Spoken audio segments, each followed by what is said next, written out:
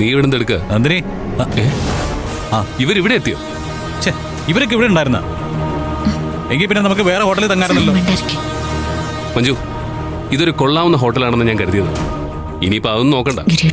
നന്ദിനി, അടുത്ത റൂമിൽ താമസിക്കുന്ന ആരെങ്കിലും ആയിക്കോട്ടെ, നമുക്ക് എന്തെങ്കിലും ബുദ്ധിമുട്ടുണ്ടാക്കിയാലും ആദ്യം കയ്യും കളിഞ്ഞ് ഓടിക്കും.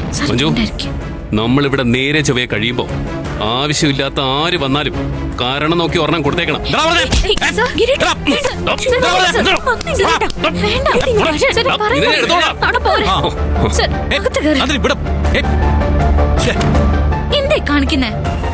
അവരിവിടെ ഉണ്ടെങ്കിൽ നമ്മുടെ കുടുംബത്തിലുള്ളവർ മൊത്തം ഇവിടെ കാണും. എവിടെയെങ്കിലും ഒന്ന് ഫ്രീ ആയിട്ട് നിൽക്കാനേ സമ്മതിക്കില്ല. അതിനിപ്പോ നമുക്ക് എന്ത് ചെയ്യാൻ പറ്റും ഗിരിയേട്ടാ? അവര് കാശ് കൊടുത്ത് മുറി എടുക്കുന്നു, അവര് താമസിക്കുന്നു, നമ്മളത് നോക്കാൻ നിക്കണ്ട. അവൻ പറഞ്ഞു കേട്ടില്ലേ? അവൻ ആരാന്ന് അവന്റെ വിചാരം? എന്നെ അവന് ശരിക്കും അറിയില്ല. സാർ ആരെയും ഒന്നും അറിയിക്കാൻ നിക്കണ്ട.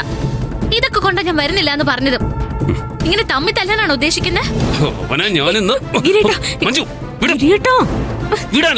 വഴക്കും ബഹളമൊക്കെ ആണെങ്കിലേ നമുക്ക് അങ്ങ് തിരിച്ചു പോയേക്കാം. ഈ ചടങ്ങിന് ഇറങ്ങി തിരിച്ചപ്പോ മുതല് ഓരോ പ്രശ്നങ്ങളാ. അവനെ പേടിച്ചെന്തായാലും ഇവിടെ നിന്ന് പോകുന്നില്ല. നമ്മൾ ഇവിടെ വന്നിട്ടുണ്ടെങ്കിൽ നമ്മൾ വന്ന കാര്യം പൂർത്തിയാക്കിയേ മടങ്ങുന്നുള്ളൂ. ഞാനായിട്ട് ഒന്നിനും അങ്ങോട്ട് പോകുന്നില്ല. പക്ഷെ എന്റെ നേരെ വന്നോണ്ടല്ലോ ഞാൻ വിടില്ല. അത് ഞാൻ ഉറപ്പിച്ചതാ.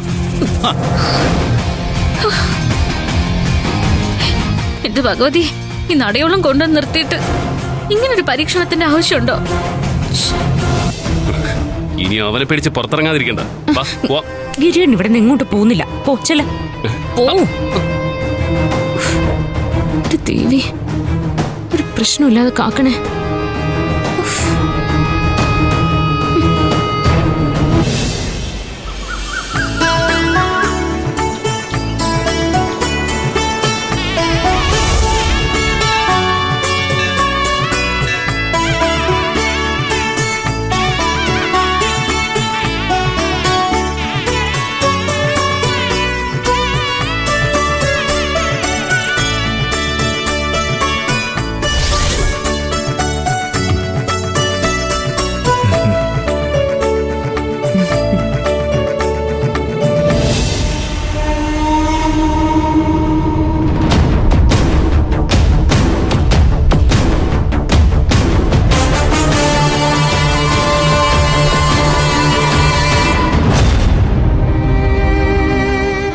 അമ്മയുടെ ഗൗരവമാണ് എനിക്ക് പ്രശ്നം. അതെ സർ. അങ്ങോട്ട് നോക്കാതിരുന്നാ മതി, യാതൊരു പ്രശ്നവുമില്ല. ചേച്ചി, പൂജാരി പറയുന്നതൊക്കെ ശ്രദ്ധിച്ച് കേട്ടോണം.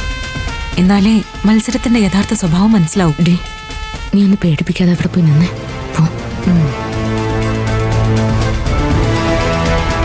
വിജയ്, ഈ ക്ഷേത്ര ചടങ്ങുകളെ കുറിച്ചൊന്നും എനിക്ക് വലിയ അറിവില്ല. എല്ലാം ശ്രദ്ധിച്ച് കേട്ടോണം. ഞാൻ ശ്രദ്ധിച്ചോളാം. അയ്യോ, എനിക്ക് വലിയ ഐഡിയ ഒന്നുമില്ല. സുമംഗലി പൂജയ്ക്ക് പങ്കെടുക്കുന്ന ദമ്പതിമാർ നടയിലേക്ക് മാറി നിൽക്കുക.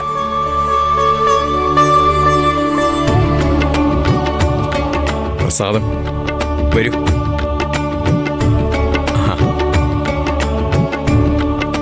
ചെന്ന് പ്രാർത്ഥിച്ചോളൂ. വരൂ.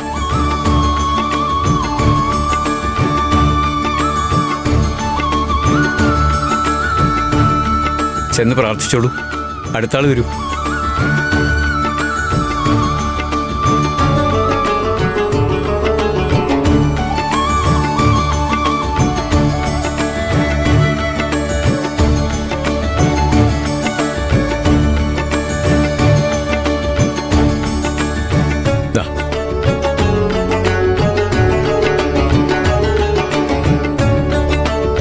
അമ്മയുടെ നാട്ടിൽ സുമംഗലി പൂജയ്ക്ക് എത്തിയിരിക്കുന്ന എല്ലാ ദമ്പതിമാർക്കും സ്വാഗതം.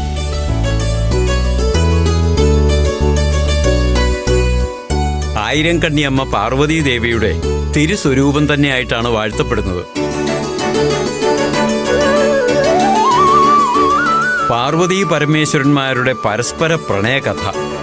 ദേവി ശ്രീ പാർവതി ഭഗവാനോട് കാണിച്ചിരുന്ന ഭക്തിയുടെ അടിസ്ഥാനത്തിലാണ് സുമംഗലി പൂജ ചിട്ടപ്പെടുത്തിയിരിക്കുന്നത്.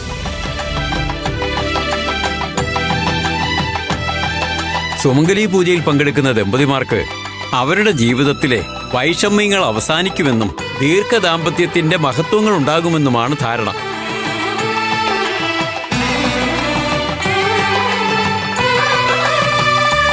ആദ്യം ദമ്പതിമാർ ക്ഷേത്രം വലം വെച്ച് തിരിച്ച് നടയിലെത്തണം.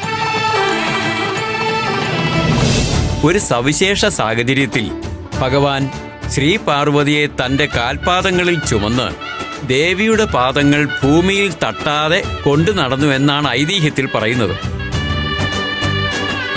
അത്തരത്തിലായിരിക്കണം ദമ്പതിമാർ ക്ഷേത്രത്തിന് വലം വെച്ച് വരേണ്ടത്.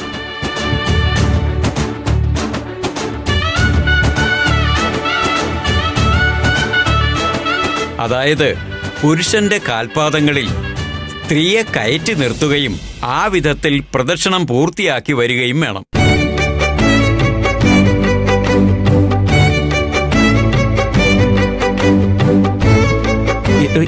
എന്റെ കാല്. 1000 കണ്ണി അമ്മയെ മനസ്സിൽ ധ്യാനിച്ച് പ്രദക്ഷിണം ആരംഭിച്ചോളൂ. ഇന്ദ്രജേ, തിരിയ.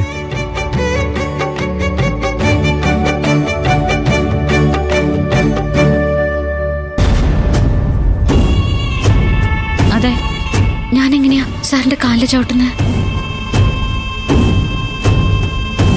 അതിനെന്താ, ക്ഷേത്രത്തിലെ ചടങ്ങല്ലേ, കേറി അങ്ങോട്ട് നിൽക്ക്.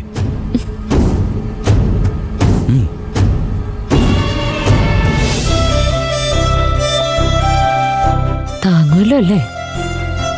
ഒരു സംശയവും വേണ്ട. അമ്മയും കുഞ്ഞിനെയും ഞാൻ സുരക്ഷിതമായി കൊണ്ടുപോയിക്കോളാം.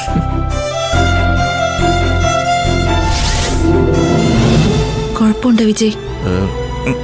ഒരു കുഴപ്പമില്ല. അവൻ കേറിക്കോ കാലില്. അയ്യോ, പതുക്കെ ചവിട്ട്. അങ്കിളും കൂടി വന്നിരുന്നെങ്കിൽ ആന്റിക്കും പങ്കെടുക്കായിരുന്നു അല്ലേ?